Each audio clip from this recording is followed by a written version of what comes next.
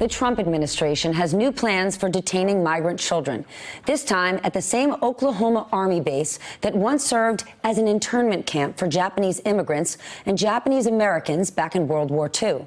Sadly, this is consistent with how the administration treats migrants in general, with one New Mexico State University professor calling an outdoor detention area in El Paso, quote, a human dog pound, and adding that migrants told him they are held there for weeks at a time, and that, quote, they haven't washed or been able to change the clothes they were detained in. Still with me, Democratic Senator Kamala Harris of California, who, of course, is running for president. Senator, day one, January 20th, 2021, you are in the Oval Office. You are the sitting president. What do you do about the situation at the border? Well, immediately end this inhumane policy that is about separating children from their families and holding children in cages. You know, frankly, Stephanie, it's a human rights abuse that is being committed by the United States government. But in addition, immediately get to work on passing comprehensive immigration reform with a pathway towards citizenship, but also, and what I announced today, is a plan to take executive action to immediately reinstate protection for DACA recipients and also expand those that would be allowed to actually receive DACA protection, and then give Dreamers a pathway towards citizenship. Also expand protection so that we would actually defer deportation for the parents of DACA recipients, as well as siblings and spouses and TPS holders, because what we've seen under this administration really flies in the face of what we know, which is we are a nation of immigrants, and we have got to pull together a comprehensive system for giving people a pathway towards citizenship, instead of having a president of the United States who has vilified immigrants, who has called immigrants from Mexico rapists and murderers, who has a project that is a vanity project to build a $5 billion wall, which is, by the way, never going to get built. So my plan is to get us back on the right course and give a pathway to folks to achieve citizenship. Your plan uses executive action. Yes. Making the program that way, doesn't it put the program as vulnerable in the future? It's kind of what got us here. But, Stephanie, here's the thing. You should know that in the United States Congress right now, in the Senate, you know, Dick Durbin, for example, has been a great leader on this, together with Senator Graham on the DREAM Act, which is a piece of legislation which would provide Dreamers with a pathway towards citizenship. But guess what?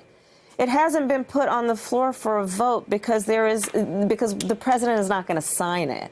So let's be clear about this. This is a bipartisan issue. There's bipartisan support. In 2013, there was bipartisan support, so it got out of the Senate. But then the then Speaker on the House side would not put it on the floor for a vote.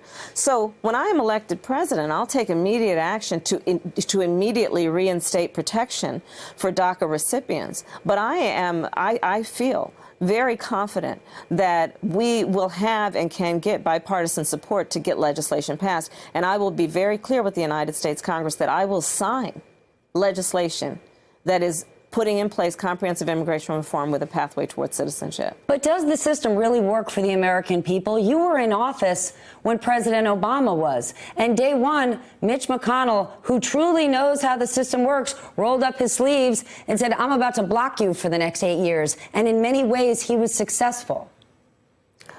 Well, on the issue of immigration, I believe that there is room for movement. I think that listen, I meet with farmers in Iowa, together with families in you know, Texas, and from, you know, a range of different places. People in our country know that we need to pass comprehensive immigration reform. They know that this is going to be something that will not only be the right and smart thing to do, which is to address the issue, but also it will help our economy. And the people of our country also want to know that we are not going to have policies in place that go against the morals of who we are and the traditions of who we are, including saying that, you know, we would not break up families and we would not put children in cages. Compassion matters. And most Americans say that immigrants make our country stronger. That's right. But there is a new poll, a new Pew poll, where a third of the respondents said that immigrants were a burden to this country. You know San Francisco well, which has a debilitating homelessness problem. What do you say to those Americans who say, I have compassion for those in the Northern Triangle, but I want the government to have compassion for me, and I too am suffering? I wouldn't equate the homeless problem in our country with immigration, Stephanie. Those are two separate issues. And here's the thing. On the issue of the Northern Triangle, let's talk specifically, and I'm glad you raised that, about the fact that we have people who are fleeing murder capitals of the world. And just to step back for a moment, when a mother pays a coyote money to transport her child through the expanse of a foreign country, in this case from the Northern Triangle through the entire country of Mexico, facing unknown peril, one must sit back and ask, why would a mother do that? And you know why? Because she knows that the peril her child faces where they are is worse. But yet, what is the policy of this administration? When that child arrives, to say, go back where you came from. It is inhumane, it is irresponsible, and it is contrary to who we are and our nature and who we say we are. The strong arms of America should be here to receive anyone who is fleeing harm, should be here to protect anyone who is fleeing harm, not to flick them away and say, go back to where you came from. And that's the kind of policy we've had from this administration. And it is intolerable, it is unacceptable, and it will end when I am elected. All right, and apology, I'm not trying to conflate homelessness with the migrant situation. I'm simply saying that there are people in this country, there's a sentiment that does conflate those issues, and there are Americans who say, I am not thriving, I am not doing okay, and I don't believe our government should be looking outside of our borders. How do you help those people understand that you're going to meet their needs as well? Well, and I thank you for raising that point. Listen, to your point, almost half of American families are a $400 unexpected expense away from complete upheaval.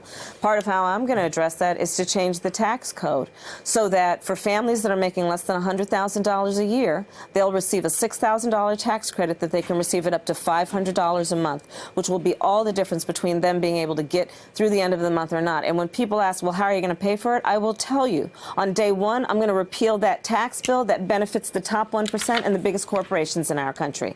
For too long, the rules in America have worked in a way that has not been about lifting up working and middle-class families in our country.